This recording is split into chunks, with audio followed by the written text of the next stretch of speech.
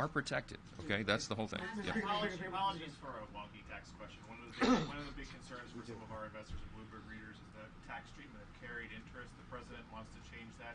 What are your views on that? I've listened to the discussion, a very thoughtful discussion back and forth amongst interested parties, and I'm not going to forecast where that comes. I mean, I know. Look, I'll say this about our Ways and Means Republicans: they have put in, I mean, literally scores of hours down in the basement with the whiteboards, gaming out the very ideas and making sure that we make the right choices. You'll see a lot. That markup will be very telling on that. But they've come to a consensus. I'm not going to get out in front of them before that's discussed and released in committee. But we've heard from interest groups around the country, and we want to do right by them. I think at the end of the day, I think what's going to be great about this legislation, the reason it's going to be so consequential, the reason it's going to be the biggest legislation, I think, in many decades that Congress has passed, is because not only are we going to give everybody a tax break, right? They're not going to have the largest tax increase in U.S. history at the end of this year.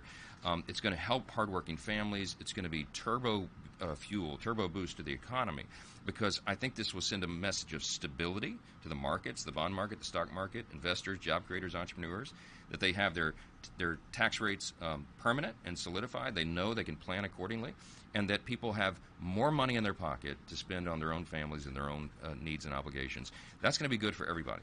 And I think when it comes to this, I think all boats are going to rise again. That was the net result in the first Trump administration, the greatest economy in the history of the world, because we did thoughtful tax policy and we did real regulatory reform. Right now, as Congressman Downing said, both those things are on steroids. And you're going to see this result in spades, and people are going to see it and feel it. And by the way, they're going to feel it before the midterm election in 2026. So that's another big thing.